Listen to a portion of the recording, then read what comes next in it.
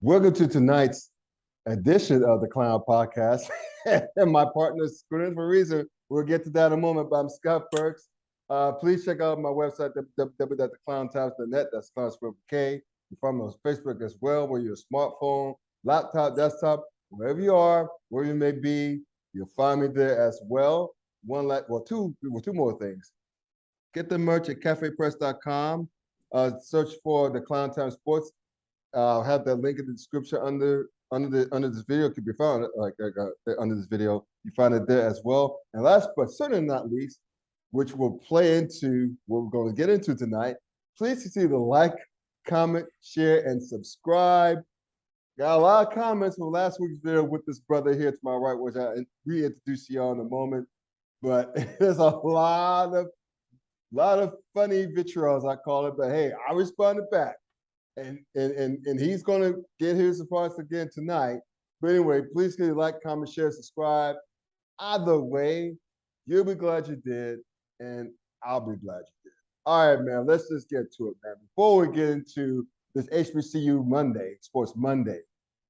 By the way, yeah, before I do that, I did not introduce him. So y'all know him by now, but just in case, he's the head of the Yard/HBCU Sports, basketball, all things HBCU Sports. It's what Sleazy Riddle every Tuesday night on Facebook Live and YouTube.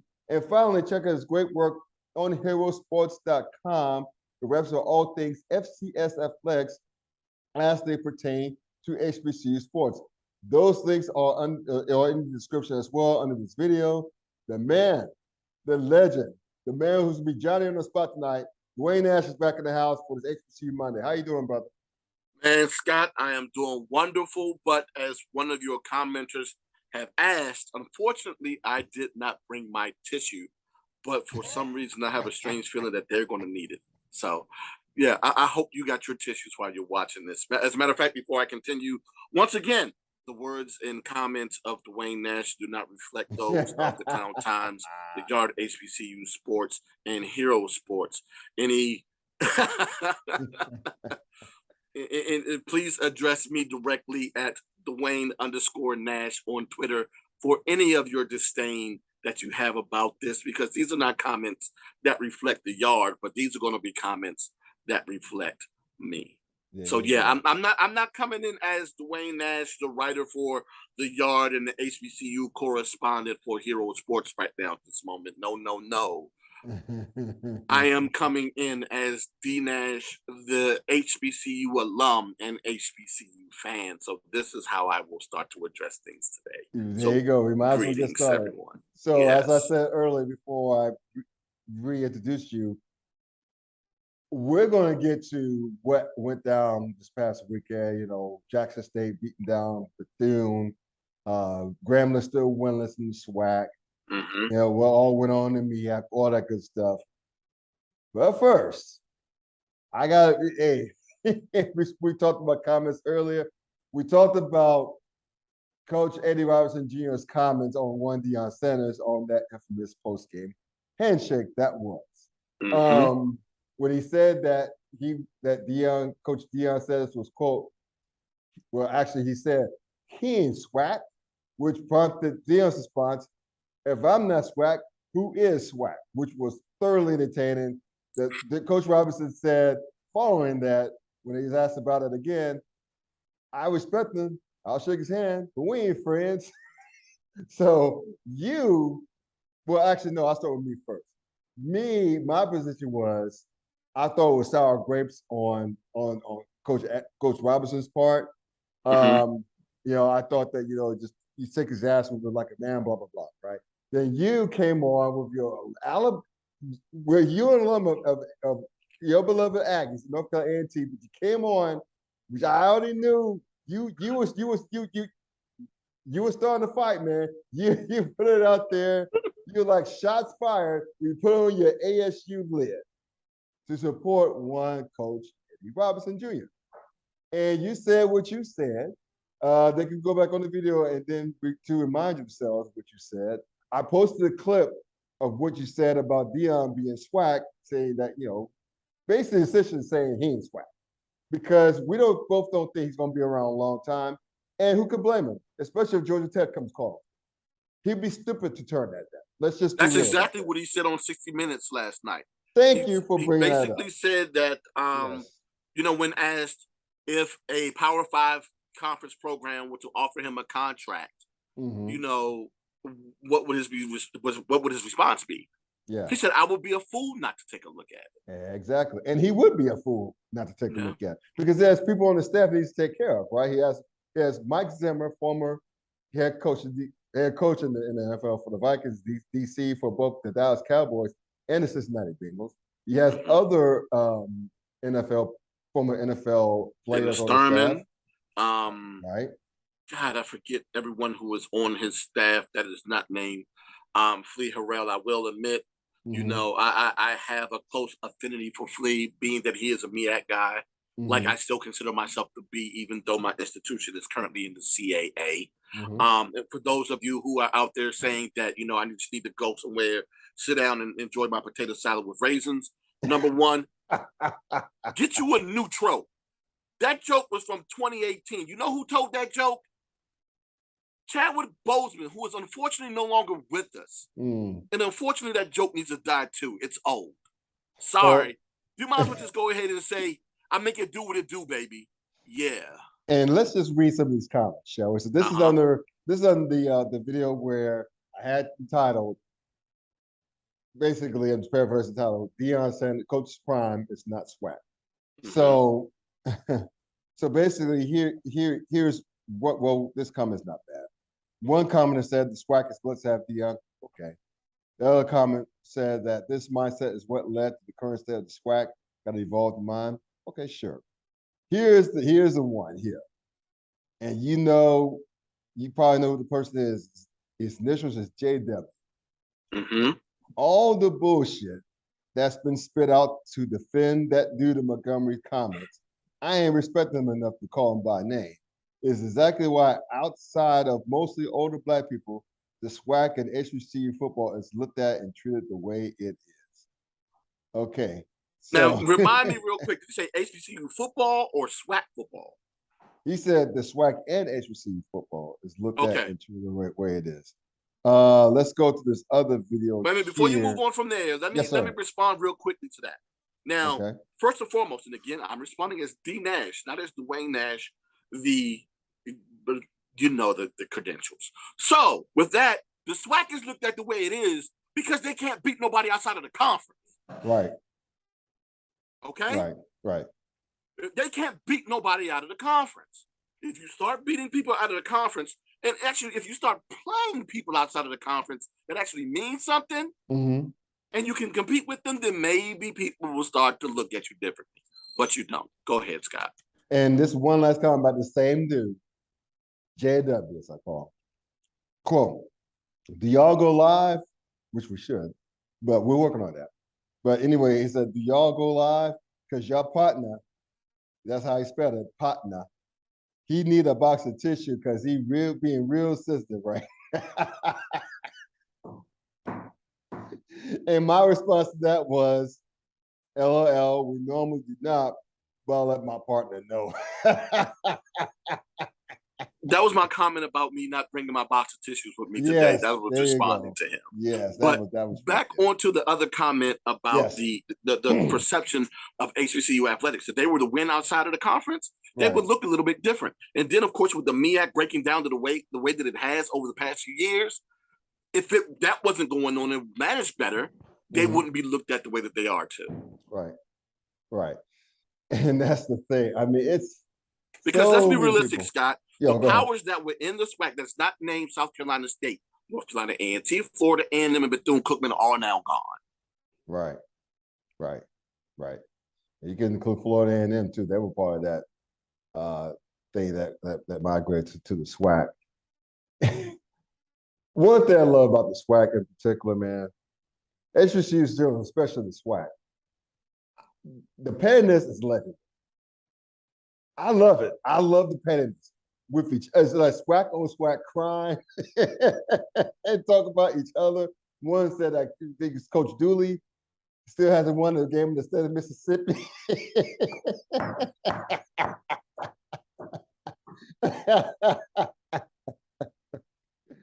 Oh my goodness, it is great. Look, that's why I don't get upset about this conversation. That's why I said at the beginning of every video I've done, like, comment, share. Even if you don't like anything I had to say, just comment anyway. It's hilarious to me. It's hilarious to me. I've been called worse. It's funny to me. So that's why I just love this. And actually, the most response I've gotten through these videos are from HBCU related shows because there's an appetite for it. People want to talk about it more, and there's more stories there to be told that people aren't telling, which is props to guys like you. I said this many times. Props to guys like you, Jamie Walker, All Scripts, Bixby Jr. I forget his first name. He's a front foot of mine too. You know, in the HBCU Game Day, SWAC and the Fool podcast. There's several more and more cats out there telling Dr. these stories. Phil, Yeah. Keisha Kelly, Yeah. James Hill. There's so many different Mo Carter. There's so many different places where you can get your HBCU fix from. That is not even funny. Yeah, and so I'm grateful for that. I'm very grateful for that, and I'm proud to be able to be part of that space as well. So I love the space. I talk about other stuff, as you know, but I really love the space here because I love the passion. It's like this is what white people don't understand who don't know about this, and black people too don't know about this. Let's just be real. Is that the SWAC is like it's the black SEC. Because if you know anything about SEC fans, they're petty too. Lots of SEC on SEC crime in that conference, especially rivalries like Alabama and Auburn is legendary. The trash talk between those two fan bases is nothing short of legendary. So, yeah, I really love that people are starting to see this. And again, that's due. People are gonna be mad about me for saying this, but it is what it is. That's due to Coach Deion, Coach Prime. He's bringing that spotlight to the HBCUs so the Main Street America can see and love what we know and love already and appreciate that, right? And so that's out to the SWAC. I mean, by trickle down theory, if you will, the MEAC gets some love, more love now. And then even the SIAC in CWA Division 2. They get love because, I mean, a little bit. But the point is, you get what I'm saying. But the point is, people are going to be mad now. But, but the point is that more people understand. And they're seeing the SWAC as like the big bad SEC almost. Yeah, but you know what? If you talk to HBCU football purists, they'll say, yeah, they're kind of like the SEC because they beat up on each other and they can't seem to win out of conference. Oh my God, it's a shame. I love this shit. But again, and I'm glad you responded. If you want to take a little bit more time to respond, that's fine. I just think, I mean, what is SWAC? I mean, that's a good question. What is SWAC? I mean, to me, I mean, you got another commenter that said that, you can't be new school and be SWAC, right? You gotta spend some time in the conference. I mean, look, if you're leading the program of young men to become better men, right? And on that journey of life, to me, that's SWAC. I mean, upholding the traditions, carrying that light, you know what I mean? Just especially this time of unprecedented exposure and attention that SWAC's been getting over the past couple of years and counting. I mean, it's great to see that. Now, as always, the question is always going to be, what are you going to do with this newfound attention, so to speak? And how you gonna leverage that to really take those schools and push them toward the stratosphere? We don't know what that stratosphere is yet, whether it's D1, Group of 5, whatever. But the point is, what is leadership going to do? They interview. I know 60 Minutes interviewed the commissioner. What is he going to do? I think they interviewed. I didn't see the 60 Minutes interview, but I think they interviewed the school president. If not, no, they interviewed. They talked to Ashley Robinson, the athletics director. Athletic director. There you go. So what is that person going to do? So it's just like you're sitting. That's why I always sit figuratively and literally. The SWAC sitting on top of a goddamn goal, and they don't even realize it. And that's no, they realize it. They don't know what to do with it though.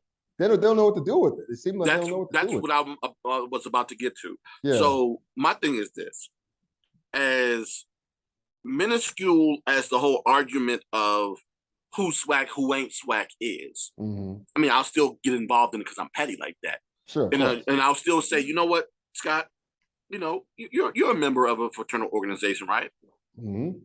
Right? When you first started your process, when you first started your process, you weren't a member, were you? Nope. No. Just lowly aspirant. Exactly, right? and Coach Sanders, and I want to remind, you know, JSU fans that he's only been there 2 years. If you want to say 3 seasons, fine, right? He has coached a grand total of 23 games. He was officially hired January 1 of 2021. So he's been there 2 years. But if you want to count that COVID years of 4 seasons, fine, we'll have at it. But he's only been there for 23 games. 23 games. The equivalent of 2 seasons. But okay, fine. And somebody probably correct me and say, okay, Celebration Bowl will probably be game 24. But all right, fine, Danny, I'll throw that in there too. That's still the equivalent of 2 seasons. Right. But, you know, you want to have 3, all right, fine. Right. I'll say this. You know, if you want to have that conversation about SWAC and who's SWAC, and I completely agree with you. If you're sitting there and the character and the morals on which the conference stand on, if that's what you're teaching your players within your programs, and the values that they need to uphold to and adhere to, right? Wonderful job, right? Yes, right. You're doing the mission of the SWAC. But when you're talking in comparison to lifers, I understand why, you know, Eddie Robinson responded the way that he did. Like I said before, we've already went through his accomplishments and his time within the SWAC as a player and now a newly hired coach. And for those who didn't pay attention last week, who brought up the whole fact of, you know, there are current coaches in the conference right now that aren't SWAC either. Right. Or didn't play in the SWAC. Yes, I understand that. Let me go through the list for you real quick. Oh, not just the current, but also greats as well. And I talked about it last week too. My God, you guys are not paying attention to the show. Pay attention to the show. Watch the show. Put the caption on. You'll probably be able to see exactly what it is that I'm saying. But let me go ahead and go through this real quick one more time for you. Yes. Yes, Eddie Robinson is an alum of Iowa, the University of Iowa, but he spent 50 years at Grambling. 50 years plus. I know he didn't went. Actually, I didn't know that he went to Iowa. Yeah. Wow. Little 50 years plus. Go ahead. Yeah. Yeah, that band was SWAC. Yeah. You know, Pete Richardson with the University of Dayton spent 16 years at Southern as a whole. Won Black National Championships. That band was SWAC. You know, other old school coaches, Ace Mumford, who went to an HBCU, W.C. Gordon, who's an HBCU alum. All those guys that won national championships, yeah, they spent years within the program. Them band was a SWAC. The same way that, you know, Eddie Robinson, Fred McNair, Vincent Dancy, and Eric Dooley, who are all former players and former coaches at other institutions many institutions within the SWAC, look at themselves as being SWAC. But you know what? They don't have to talk about it. It's just like a king. A king don't have to tell you he a king. Right. You know he a king when you see him. Right.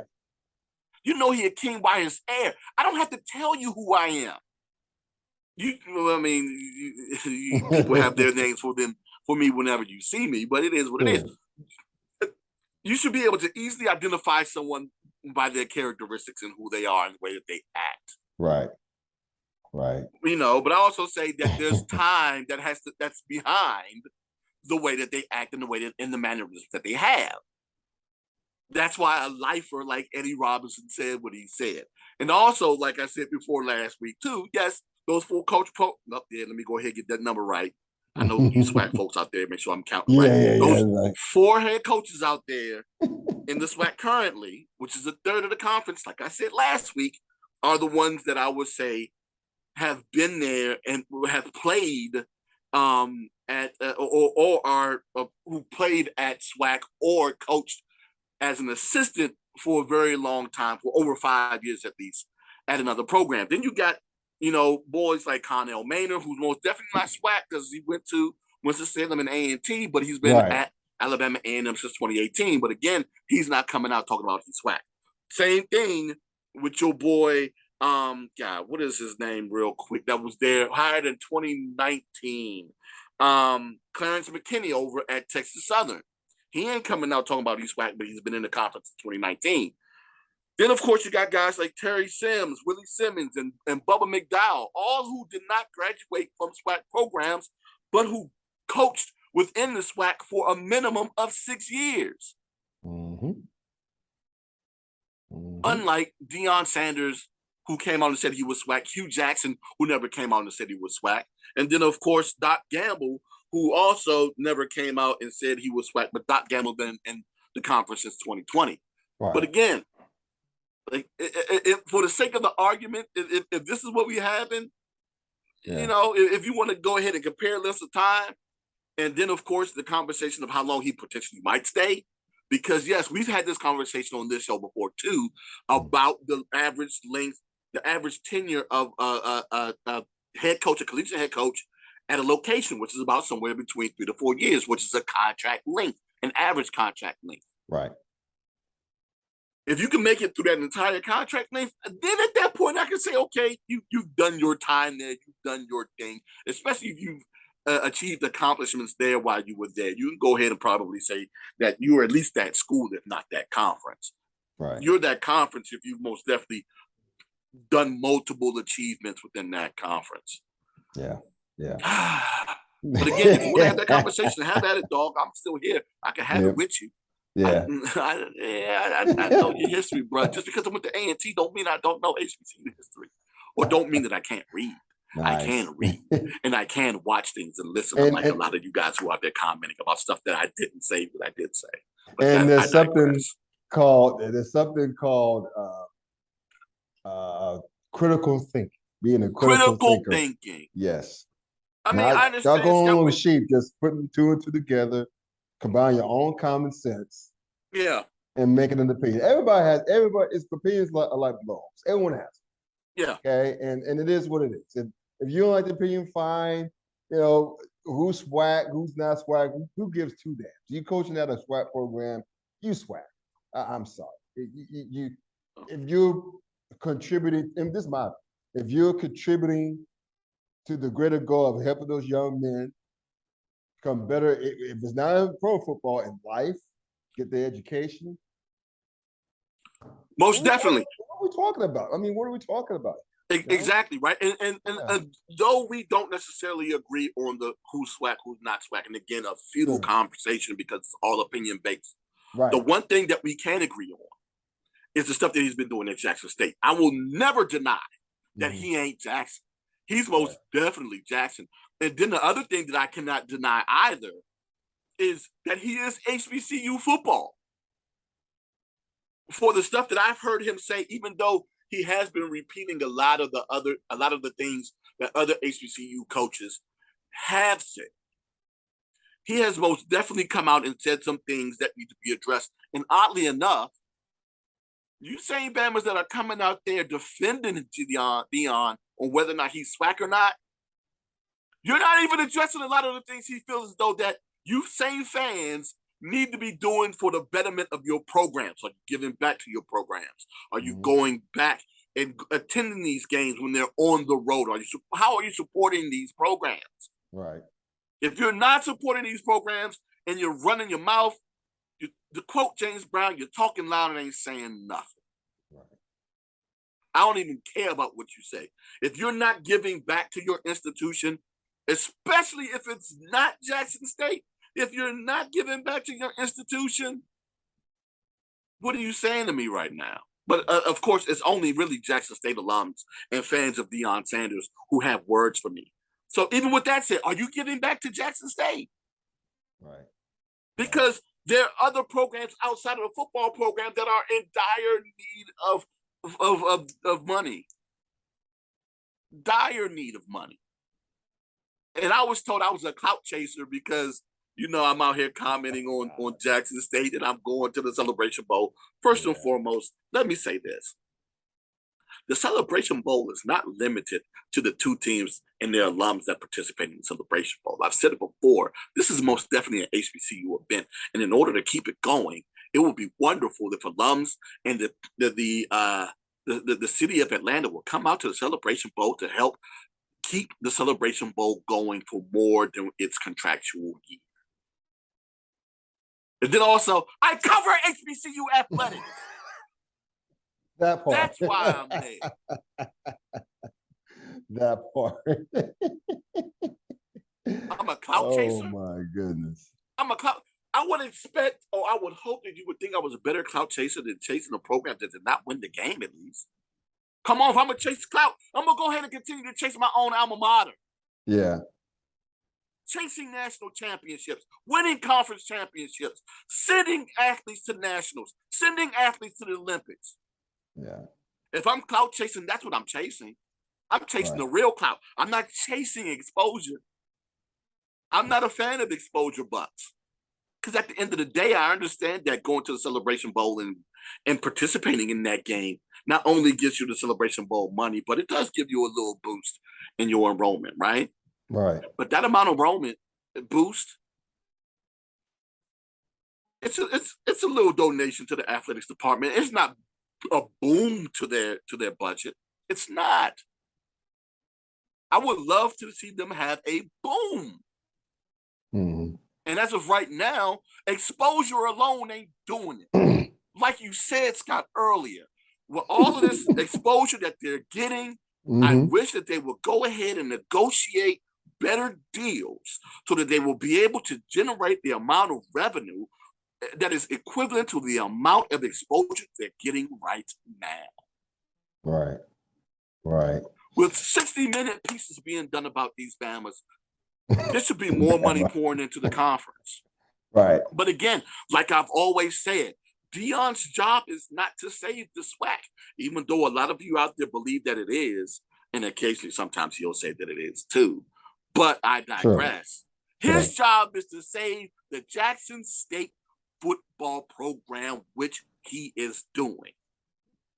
That is his job. Everything else is gravy, as to say. Right. And I'm happy for the gravy, but I will say this. To quote my man Charlie Murphy, I want more. But I'm not leaning on Deion Sanders to get me that more. Who am I leaning on? All y'all Bamas out there that are commenting and talking trash about me, about what I need to think in terms of my opinion. Are you giving back? How much are you giving back? Are you talking to your friends who are also alums of HBCU to give back? Are you going to games? Are you going to road games? Are you participating at various events to help, the Midnight Madnesses, the Fun Fest? Are you going to those? What are you doing to help support the programs that you cheer for? If you're doing absolutely nothing, you ain't saying nothing. Hush your mouth. And that's not coming from just me. That's coming from your boy Deion Sanders, who asked last year, are you coming to party or are you coming to be a fan? Yeah, I remember that. Remember him saying that, him say that quote. Yes. And he made a good point with that. Exactly, right? And again, things that other coaches have said, but, because Deion Sanders is who he is, and it boggles my mind that Coach McClellan did not understand this upon his hiring. He was like, he basically said during the interview, I did not anticipate what Deion Sanders was going to do to the SWAC. How, Sway? He's Deion Sanders. The only Deion freaking Sanders. He's the only Deion freaking Sanders. He's like, I've been around celebrities before, but I haven't been around that type of celebrity before. I seen that when that Bama first walked through the door at the gym over there in Jackson State when he came in with the entourage and the marching band and he had the Escalade convoy come through. Mm-hmm. I knew at that moment right there, things were going to change around here. Because that's Deion freaking Sanders. there is no one else. And for people out there who last year were like, we need to mimic what they're doing in Jackson State, you can't because there's only one Deion Sanders. That's correct. But there are other. Go ahead, Scott. No, sorry. I was on the no. I don't want to. I want to steal your shine. But that's what, and we'll get to this quickly later on. But that's what Grambling's finding out with Hugh Jackson, that it takes time. You're not going to reproduce that shit overnight, seemingly overnight, as Jackson State did with Deion Sanders, because as great as Hugh Jackson is, as big of a name he is, he's not Deion. As big of a name as Eddie George is at Tennessee State trying to turn that program around, he's not Deion. So, yeah. It just is what it is. To your point. Yeah, even Deion didn't necessarily do it overnight.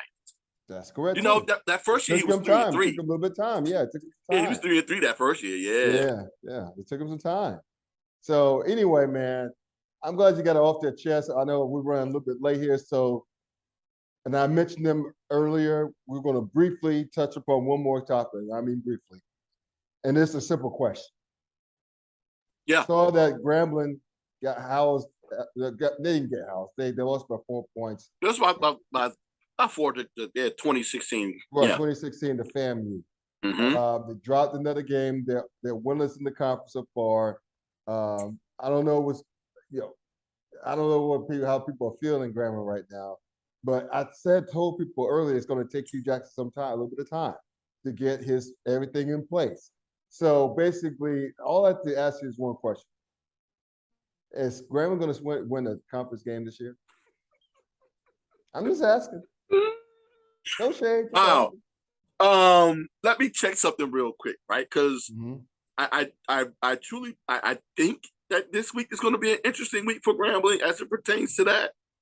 Because remember, Hugh Jackson said that he wasn't going to give them a G back until they proved that they would be capable of wearing it, right? But he gave it back to them this past week. My question is, when are they going to play against Mississippi Valley State? And that is the and I think it's this week. I could be wrong, because if that game is this week, that's the game you want to watch to see if they actually win that first game. Yeah, my app is taking its sweet time, of course, the time in which I want it to be. They don't play them this week because Bethune plays Mississippi Valley State. It's Bethune that plays. Yeah. But it's going to, I'll scroll through while you come. Oh, yeah, okay. Look, you make a good point. It's cool. Oh, yeah, I was going to say, I knew it was somebody who was going to be in need of a dub facing one another this week within the SWAC, and it's Bethune and Mississippi Valley State. Yeah. What were we about to say, Scott? Oh, I was going to say they're going to play. Grambling plays Arkansas Pine Bluff, is also winless in the conference at home on during week 10. So that's November. So whatever that is. Wow. So it might be in November. Ooh, that's gonna be rough.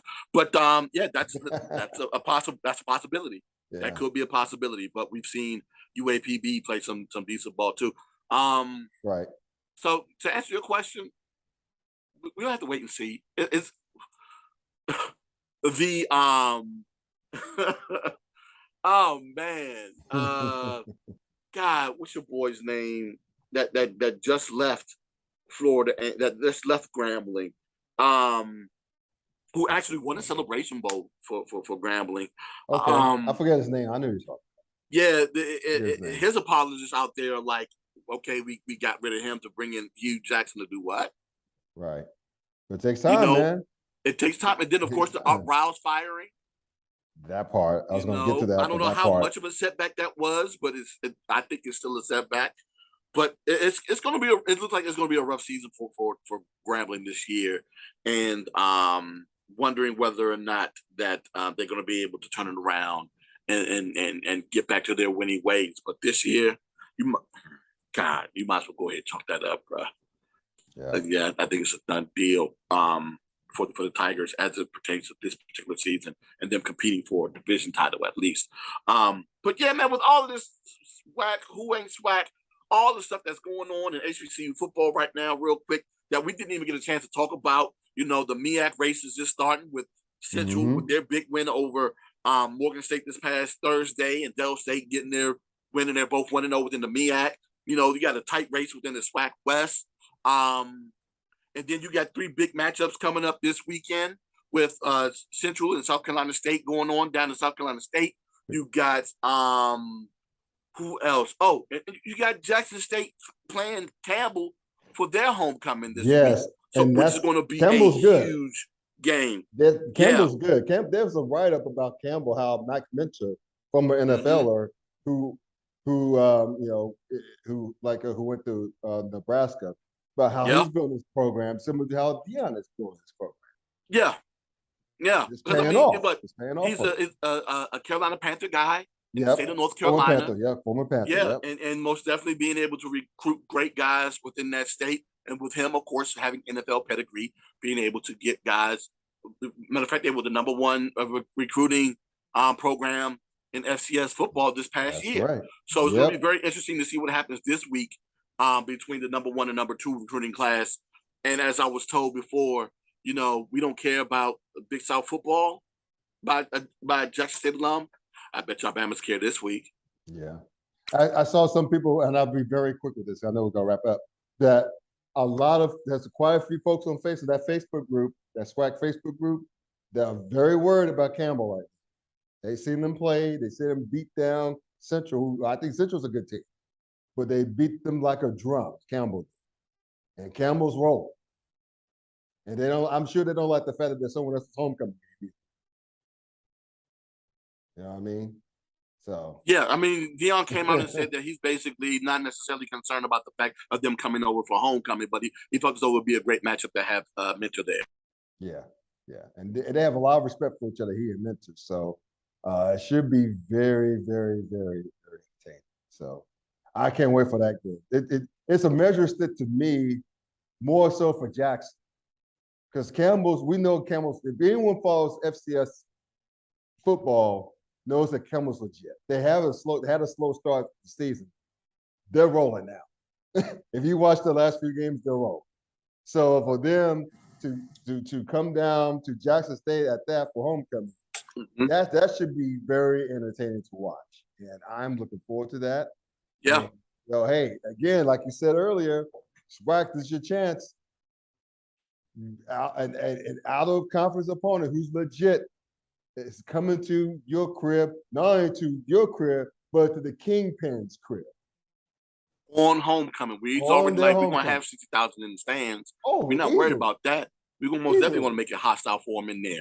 But I will say this. Yeah. Again, this is their time to try to do something. They better do it. Because if they don't, all this talk about the Big South. And by the way, who's going to move to the CAA with A&T? So, yeah. So we got all eyes, as far as HBCU sports lovers and FCS followers. It's going to be in Jackson, Mississippi this weekend. Campbell v. Jackson State. Well, not all of them, because I almost forgot about one more matchup that most definitely has a big stakes within the MEAC.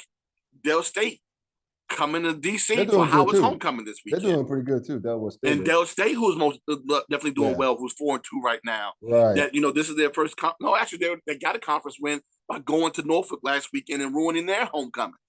So, as much as everyone has already relented the MEAC to North Carolina Central, and then of course we have that matchup between Central and last year's champion South Carolina State.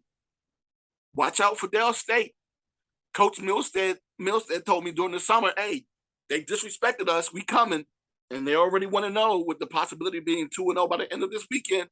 They are coming, and that defense is the truth. I'm sold on that defense. Yeah.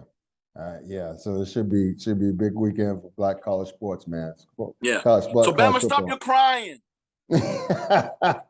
Stop your crying. God, this whole with your box of swag ain't swag. With your box of tissues. On that note, let's close it, man. Great way to close the show. Please.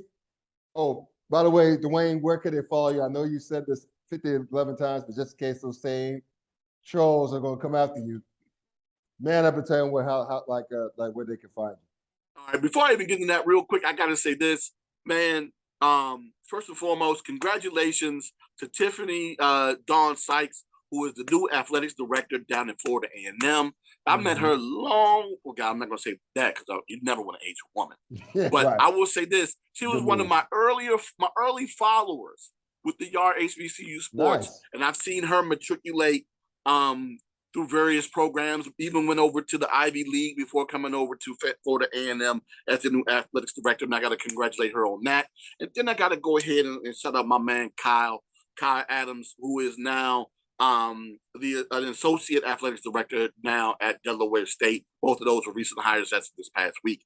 But I need to say this because I know people are going to take that joke out of context earlier. That the raisins joke about it dying, and me comment about Chadwick Boseman, that was not a Chadwick Boseman joke. That was a raisins in the potato salad joke. Yeah, I hope I'm pretty sure people realize that, but you never know. No.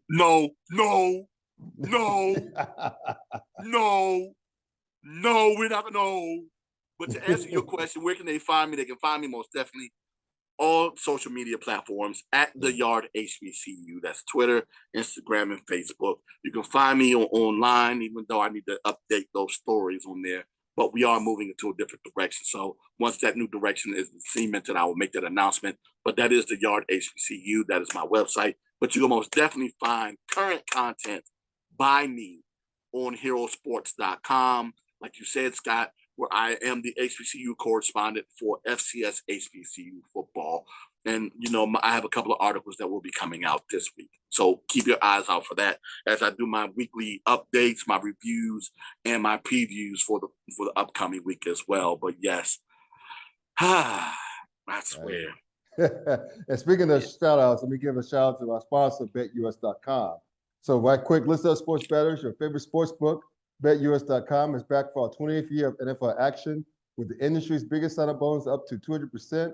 BetUS offers our members the opportunity to cash in on all your favorite sports, including NFL, UFC, and MLB. So if you're looking for live in-game betting, incredible odds with daily odds, boosters, props, and parlays, we got them. And how about fast payouts for exceptional one-on-one customer service? We got that too. So long as the betus.com or call 800-792-3887. That's 800-79-BET-US. You use the promo code TKT for Klown Times as well. So betus.com where the game begins. Thank you, Duane, as always. Please check this brother out. His great work. The links are under in the description underneath this video. Check me on www.theklowntimes.net. Yes, Klown spelled with K. Speaking of which, get the merch at kevinpress.com, search for Klown Times Sports. And as always, continue to like, comment, share, and subscribe. So until next time, have a good night. Enjoy Monday Night Football. Peace out.